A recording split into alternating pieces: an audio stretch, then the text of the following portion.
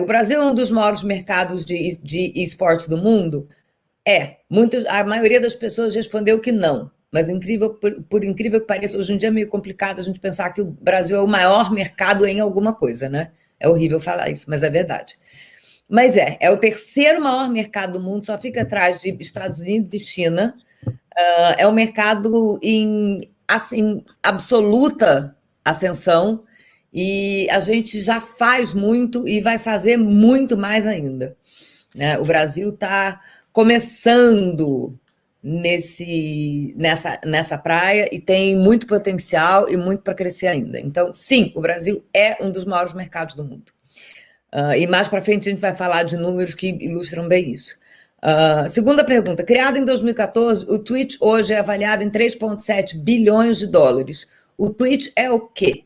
O Twitch é uma plataforma. É a maior plataforma... Ih, meu Deus. Plataforma, já ia falar plataforma, gente, olha que vexame. Plataforma de streaming de games do mundo. O YouTube faz muita coisa, mas o Twitch é a maior. E, na verdade, para contar a história rapidinha dele, ele foi criado em 2011, ele foi vendido para a Amazon em 2014, vejam bem, por 907 milhões de dólares, e hoje ele vale, de 2014 para cá, de hoje ele vale 3,7 bilhões. Olha a Eva, que entrou também, que bom que você veio. E tem um faturamento anual de 1,4 bilhões de dólares, principalmente com propaganda. Lembrando que eles fazem também assinatura, inscrição de campeonato e tal, mas basicamente propaganda. Então, como aqui a gente fala de entretenimento e de negócios, eu acho importante trazer esses números para vocês verem as possibilidades e as dimensões e a quantidade de dinheiro que rola nesse universo, que é uma loucura, né? Então, essa foi a terceira pergunta que eu fiz. Segunda, né? Segunda, a terceira foi, o Brasil tem hoje em torno de 75 milhões de jogadores? Tem. Por incrível que pareça, a gente tem dois gamers, olha que louco isso, a gente tem 2 gamers para cada jogador de futebol aqui no Brasil. Então, você pensa, em termos de futuro, o que isso representa para a indústria de entretenimento e para a indústria esportiva e para o business que envolve toda essa área, né? Para cada 2 gamers, tem um moleque da mesma idade que joga futebol. Para e pensa. Futebol é o esporte mais difundido aqui no país. Então, o game está crescendo. Né? O futebol é hoje o maior esporte, ainda né? Do mundo todo. E isso que eu estou falando no Brasil, que é maior ainda, né? Porque nos Estados Unidos, por exemplo, você disputa com basquete, você disputa com NFL, tem outras coisas. No Brasil, para cada 2 gamers, para 2 jogadores, você tem um carinha, né, que joga futebol. Então, pensa o que isso significa em termos de futuro. É uma loucura. Para você ter uma ideia, no público de 10 a 20 anos, a gente falou isso semana passada, mas para quem não estava, vale a pena repetir, entre o público de 10 a 20 anos, 24% joga futebol e 43% são gamers e jogam esportes. Então, aí você vê que essa proporção é muito isso. Então, assim, quem está querendo ver na frente, próximas gerações, tem que pensar em esportes. Óbvio que o futebol não vai morrer, né, gente? Pelo amor de Deus. Mas o esportes é um boom, é um esporte em ascensão. E o que eu acho que a gente está tentando trazer aqui também, né, Andréa, é não só falar de quem trabalha no jogo e quem joga, né, do jogador e tal, mas falar dessa indústria toda em volta, né, de toda a ativação em volta, da relevância desse mercado, que é o mercado do futebol também, é um mercado grande e tal, mas, gente, o mercado dos jogos digitais, cara, é digital, não tem limite, não tem fronteira, chega lá na casa da pessoa. Não tem fronteiras, é uma coisa muito louca. Para você ter uma ideia, no Brasil você tem 15 milhões de brasileiros sintonizam o Twitch, que é essa plataforma de streaming de games, todos os dias. Não é por mês, por semana, por ano, por dia. 15 milhões de brasileiros entram no Twitch. A gente tem 210 milhões de pessoas nesse país. Para e pensa. Eu não sei se eu já comentei aqui nessa live, mas tem um professor da Full Sail, que é o Jameson Dural, não sei se você conheceu, um professor de game design, ele fez o jogo Halo, fez o jogo dos Simpsons, fez o Godfather, fez um monte de jogos aí famosos, e ele é professor lá na Full Sail. E ele tem um canal do Twitch, e ele joga, tem momentos que ele só joga, e tem dias que ele joga jogos que ele ajudou a desenvolver, e ele vai jogando e vai contando, quando a gente fez essa fase e tal. Então ele tem uma série de seguidores. Ele casou, Andréia, e como os seguidores dele estão... Eu recebi um convite do casamento dele por e-mail. Eu falei, nossa, como é isso, né? E aí o convite era um convite para participar da transmissão ao vivo, que seria feita pelo Twitch, porque é comum, assim, entre os jogadores e a sua audiência, criar é um elo, é um vínculo, eles ficam amigos ali. E ele casou, ele filmou, e eu assisti a cerimônia inteira do casamento dele pelo Twitch. Foi lindo, foi minha estreia no Twitch, e minha única participação até hoje, porque eu não jogo.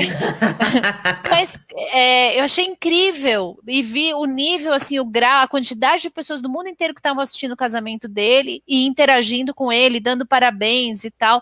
Foi lindo, pelo Twitch.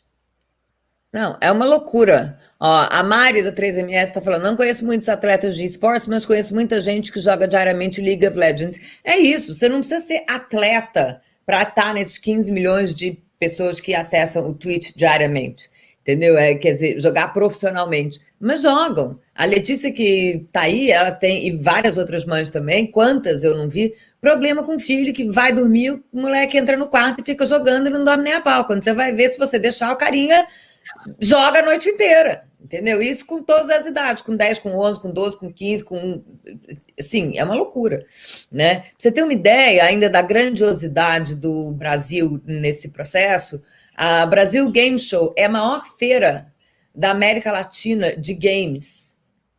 É no Brasil. Ela acontece em São Paulo e ela atrai 300 mil pessoas.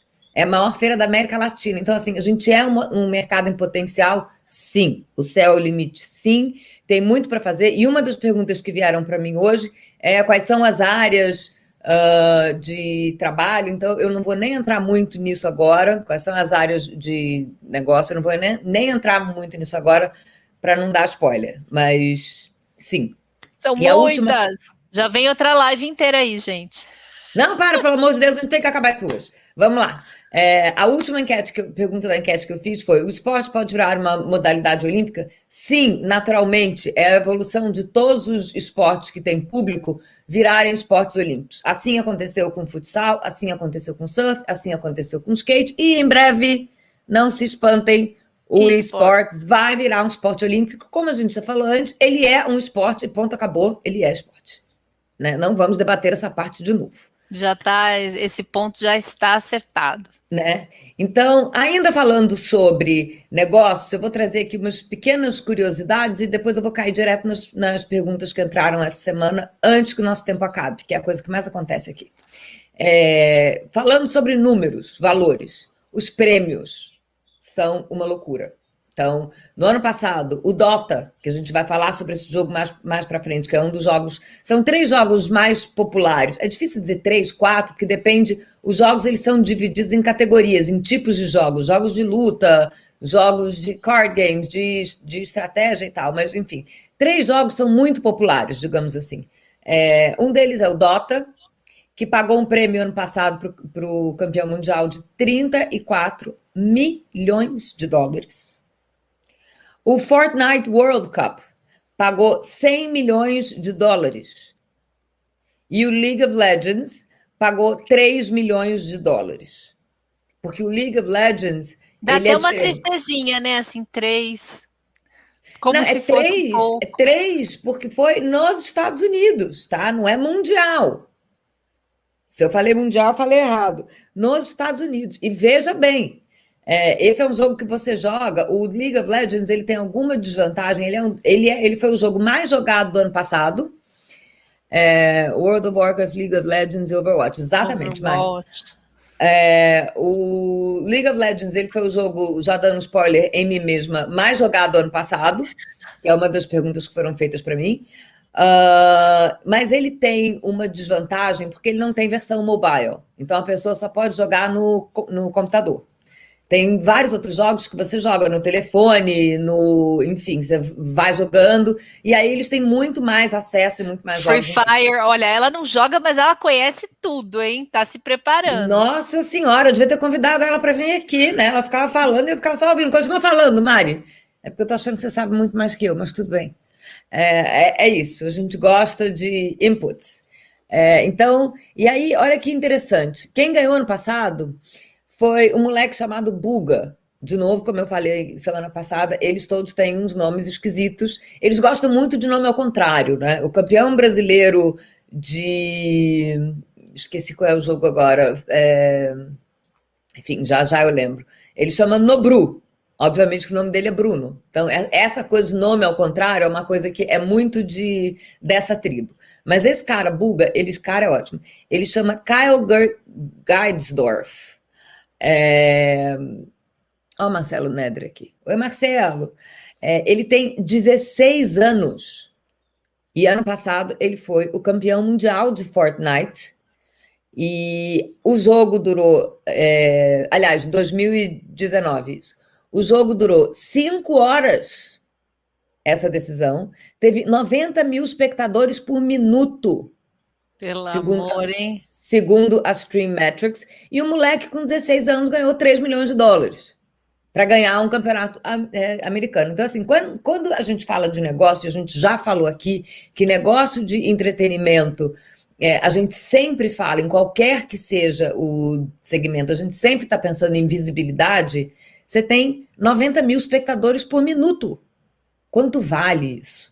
Quanto vale um patrocínio disso? Quanto vale você colocar sua marca nisso? Né? Aí a gente estava falando sobre ativações e tal, que a gente vai falar lá na frente. É uma visibilidade absurda, né? E aí a gente entra falando em visibilidade, a gente não só a visibilidade, né, André? A gente vai falar mais para frente, mas porque não é que você vai aparecer ali, é que você vai aparecer numa das coisas que a pessoa que vai te ver é o que ela mais gosta na vida. E você apoia aquilo.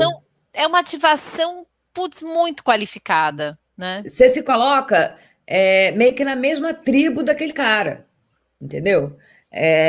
Então, é muito significativo. E aí você vê alguns canais mais tradicionais que estão entrando nessa onda com tudo. Com tubo é ótimo.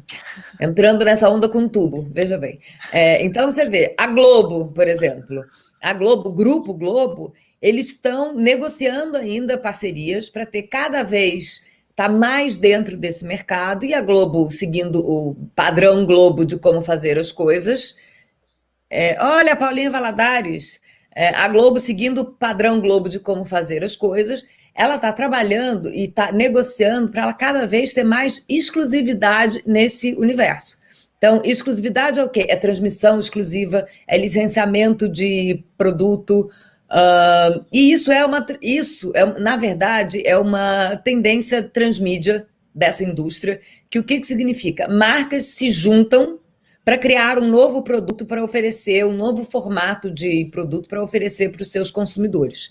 E é exatamente o que a Globo está fazendo. A Globo não é uma plataforma de streaming, ela não é dona de jogo, pelo menos até agora, ela não é nada disso, ela está se juntando com quem faz para oferecer um produto, e daqui a pouco ela está entrando nesse mercado, quer dizer, ela já está entrando nesse mercado com os 2 pés na porta, e daqui a pouco ela está dominando. A Globo hoje tem uma equipe imensa dedicada à geração de conteúdo para abastecer o que a audiência tem de sede de informação sobre campeonatos, sobre atletas. O Thiago Leifert já teve um programa na rede aberta na Globo. O Sport TV, no Canal 2, ele passa o Campeonato Brasileiro de League of Legends todos os sábados, desde 2017.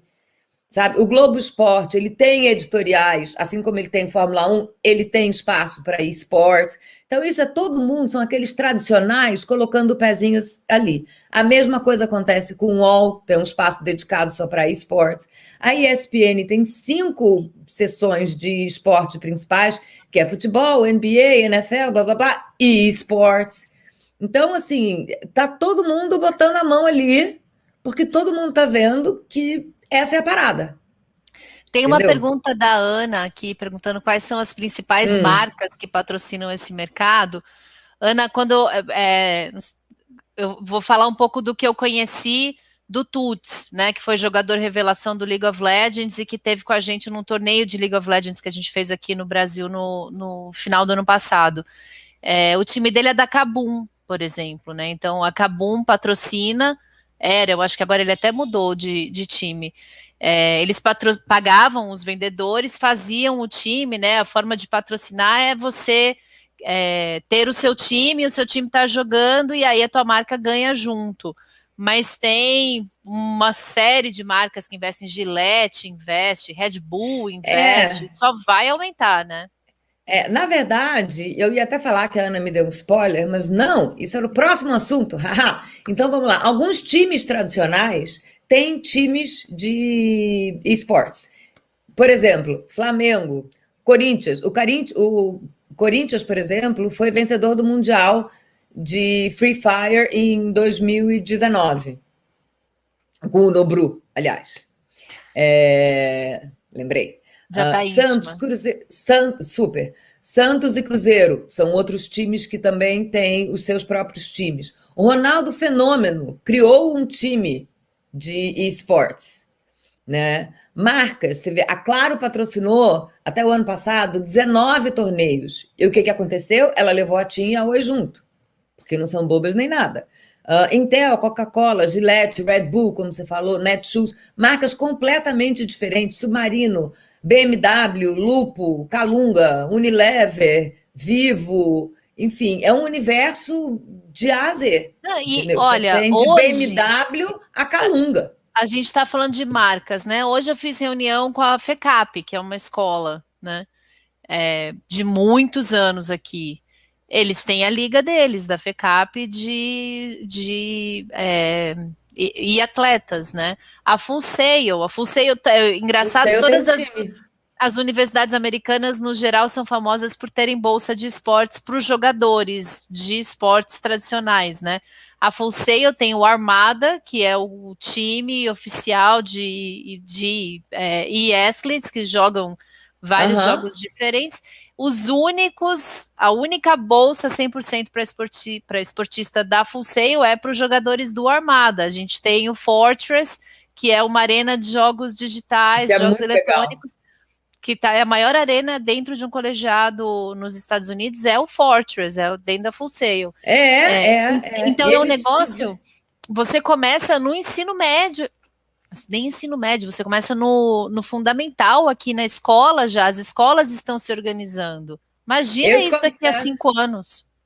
O que a Full Sail fez? Ela criou esse Fortress, que é um espaço inacreditável, é super high-tech, é muito legal, para competir, para trazer as competições que naquela região aconteciam basicamente em Nova York.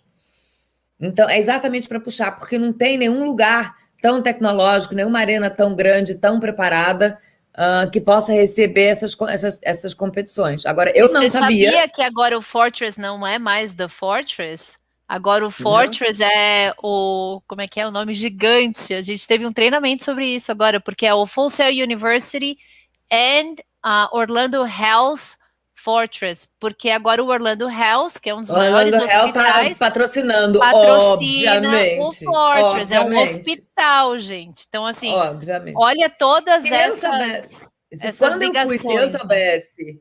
Se eu soubesse que a bolsa de games é integral, eu acho que eu ia ter treinado um pouquinho para tentar, porque eu consegui todas as bolsas da minha área, mas não era integral, que foi uma pena. Só ali, a minha área oferecia 3 bolsas, eu tenho que falar que eu consegui todas, mas não era integral, uma pena, lamentável. Tem que jogar para ser integral. Pois é, acho que ia ser um pouco difícil, mas tudo bem. Então vamos às perguntas para a gente conseguir chegar a elas. A Mari conhece o Fortress. O Fortress é incrível. Gente, é demais. Então, vamos lá. A Jéssica perguntou uma que eu vou rapidamente, só para dar um wrap-up aqui. o que é esportes. É muito engraçado com essa coisa de perguntas. Muitas pessoas me responderam que tinham vergonha, porque não conheciam o assunto num ponto que não sabiam nem o que perguntar.